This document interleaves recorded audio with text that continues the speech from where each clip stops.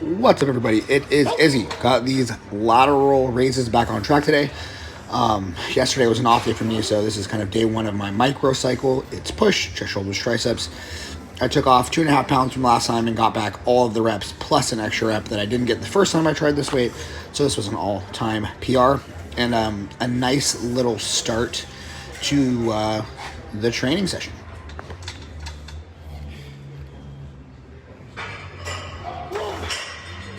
So I just had a conversation with the owner at Bayshore, and he asked me basically to be more quiet, stop yelling as much, which is totally fine. That's legit. It's a private gym. It's a business. You know, he said like 3 people have canceled their membership from like the morning crew of people that are there because of me screaming.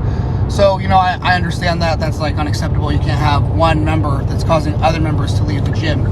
However, what fucking pisses me off is he said that there has been people secretly filming me and then like posting it on gym fail websites, posting Bayshore on gym fail websites, like memes and like that, essentially like making fun of the weight that I was lifting, saying like, oh, who needs to scream for like weights that light? I'm probably one of the strongest people in that gym. If you're secretly filming people, you're a bitch. First question of the day is, can good mornings replace deadlifts in terms of a hip hinge movement? Good mornings are a legitimate hip hinge movement. They can be your primary hip hinge movement for certain periods of time, but I would not recommend thinking about this in terms of like replacing the deadlift long term. You can and should rotate between different movements during your training career. Are there certain movements where short or middle bias is better than a lengthened bias? We're talking about the strength curve here, where the movement is hardest. There really isn't even enough evidence to say that lengthened bias strength curve, that means it's hardest at the bottom when the muscle is stretched, are unilaterally better in the first place. There's emerging evidence that if you can get most of the tension in the movement when the muscle is stretched and have it be biased towards the movement being hardest in the stretch position, that might be beneficial. But we just don't have enough evidence yet to say that definitively, let alone enough evidence to say that there's some movements that benefit from short or middle bias strength curves. Where can I get that plate attachment pin that you are using? That is called a gym pin. You can use code Izzy10, any of you can, for 10% off all gym pin products. I love the gym pin products. I mean, obviously, I do have an affiliate code there, but you just watch my videos. I use them all the time on almost every single movement. I'm using some sort of extender so that I can micro load or add weight to the machines, because most of them simply don't go heavy enough for me. So yeah, gym pin, absolutely clutch product line. How do I determine what weight percent increase is per rep? So basically this question is asking like, how do you calculate your estimated 1 rep maxes? So here you can see on the right side of the video, I have a chart that I use, the personal chart that I use to calculate estimated 1 rep maxes, so that I can compare efforts in different sets or even different workouts where I didn't use the same amount of reps in my top set. And this is just a really decent way for you to get an idea of how you're performing workout to workout if you did change the reps. For example, if you reach the top of your rep range and you had to take a big jump, you can see whether or not your big jump coincided to a better performance. Does beer grow bitch tits? I mean, honestly, it's not really alcohol that grows fat in the breast tissue or that makes your breast area grow with fat, or in terms of the breast tissue itself actually growing. It's really more like alcoholism and chronic obesity that long-term contribute to metabolic disorders and hormonal dysfunction that eventually leads to that situation. And obviously some of it isn't even like gynecomastia, it's just people being really fat. And they're so fat that they store actual tons of body fat on their chest area. Not all cases of quote unquote bitch tits or even breast tissue growth. Some of it's just people being too fat. So you really don't have anything to worry about if you have the occasional beer here and there. Like I said in the actual caption, if that caused bitch tits, then 90% of American males would have bitch tits. Clearly, I am just way too scary and intimidating to approach in person. So there's no other choice but to complain to management.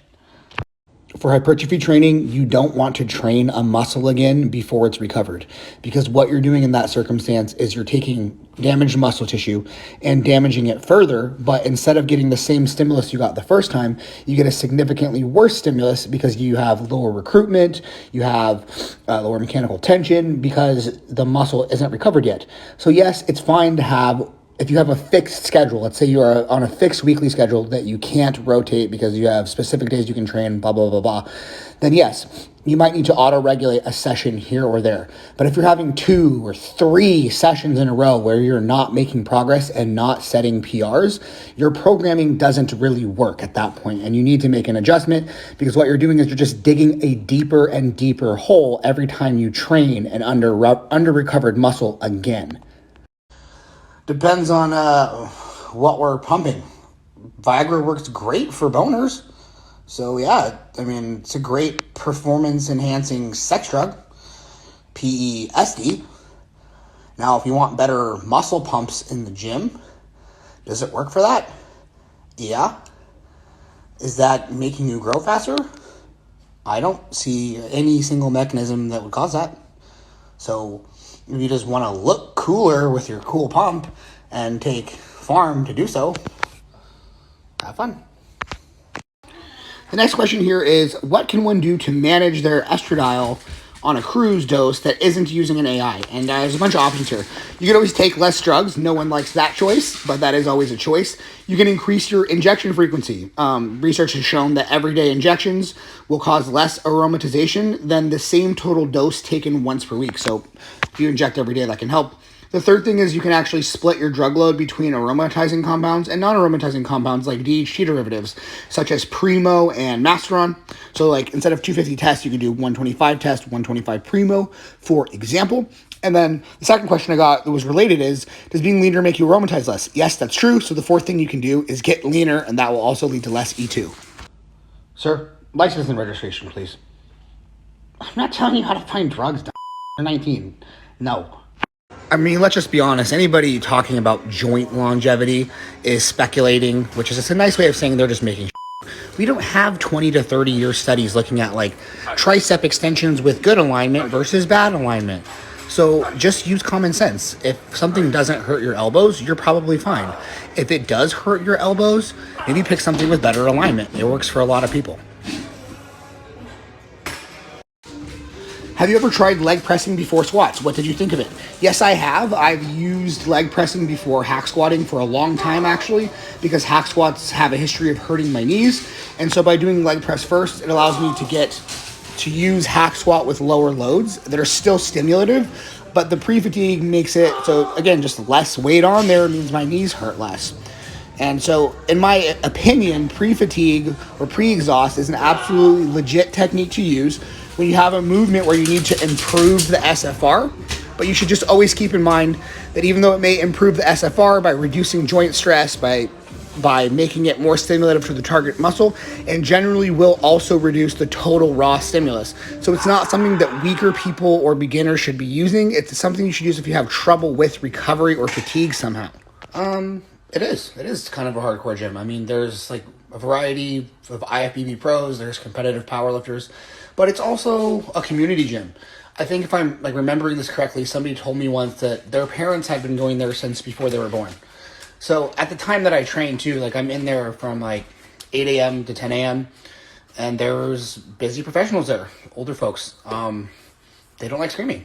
It just is what it is. I have no trouble with not screaming. I don't like making people uncomfortable anyway, you know. Being made fun of for being weak though, that is pretty interesting, and I don't think that's ever happened before. How many sessions of a movement stalling until you make a change? Personally, for me, only 1, sometimes 2 if there's extenuating circumstances, because I control my sleep and nutrition so tightly that if I stall even once, I know something needs to be changed in the programming itself. I cry uncontrollably. These how do you deal with the questions? They just crack me up. Like, what do you mean? If you're a powerlifter, use your RPEs to adjust the load for the day. If you're a bodybuilder, take an easier session if necessary, and then evaluate why this happened. Did you get poor sleep? Are you super stressed because you're fighting with your wife, or your finals are coming up? You have a bill that you don't know how you're going to pay. Is your nutrition recently. Figure out why it happened, correct the issues that are correctable, and then just move on. I mean, feeling bad about it or beating yourself up isn't going to change what's already happened. So I don't know what do you mean? How do you deal with it? Move on to the next thing that you can do correctly. Do you like dips? Were they important for your upper body development? Are you currently doing them? I've had some type of machine dip in my program almost continuously for like the last 3 to 4 years. I love free weight dips. I think they look cool as fuck. I think they're fun to do. But the problem for me is that it does become a stability challenge when I'm hanging 3 to 4 plates between my legs. Once they start swinging, it makes it so much harder. So I've really stuck with a lot more machine dips, but I do love the dip in general, all forms. More dick pill information, which I know you guys were dying to know. I would recommend that if you are going to take a PDE5, something to a vasodilator, use Cialis instead of Viagra for pre-workout pumps. I really don't think that using either one helps you grow any better, but Cialis is going to have less side effects in my experience. Viagra tends to cause headaches, extreme lower back pumps, and a really stuffy nose. And in general, it's just a worse experience, in my experience, than Cialis. I grill it on the George Foreman. I never add oil. All I add is like seasoning salt. My favorite is garlic salt. So as you can see, my Puerto Rican side does not come out in the kitchen. Abuela would be ashamed. What makes Cbum unbeatable? I don't know that he's unbeatable, but right now he's just so much better than the rest of the field. That's really the only way that you can put it. I mean, he basically arguably wins every single pose against the field. So how can you beat a guy that's winning every pose? I'm assuming you're going to compete in bodybuilding. Which class will you be competing in? That's correct. I will be competing in bodybuilding, probably sometime within the next 12 months. Definitely in men's open. I'm not sure what weight class yet, but I have really no interest in classic, and I'm trying to get as big as possible. That's what it is. Thoughts on upright rows for side delts? I do like upright rows, actually. My favorite variation of them is to do them on the Smith machine with the Angles 90 handles. I find that reduces some of the wrist stress on the movement, and I tend to like them for higher reps, as I found that lower rep upright rows, at least for me, tend to hurt my shoulder joints for whatever reason, whereas higher rep upright rows with a little bit lighter loads, they don't hurt, and I feel a crazy burn in my side delts. If you use a range of motion, as long as the range of motion that I'm using here, it is a lot of added trap, but I don't do a lot of direct trap training anyway, so I don't mind. If your goal is purely side delt, think about leading with your elbows and stopping once you can't drive your elbows any higher. Man, what am I, your mother? I have to convince you to eat your vegetables at dinner? How old are you? Now, the real answer to this is because vegetables contain something called phytonutrients, and those aren't going to be distilled into some sort of greens powder. And the other factor to consider here is that oftentimes when we're talking about a supplement of any nature, whether it's a green powder, a pill, anything else, the micronutrients and vitamins and minerals that are contained in that supplement are going to be of a different form than what you would get by eating that food in its natural state. And many of these forms of vitamins and minerals are not as absorbable or readily digestible as the versions that you get from actual food. And so time and time again, when you look at studies on this, eating a food that has the mineral or vitamin that you need, the micronutrient that you need, tends to outperform taking a supplement that has the exact same thing. I don't know who needs to hear this today, but whenever you are trying to do anything with a public element to it, there are going to be people that have something negative to say about it.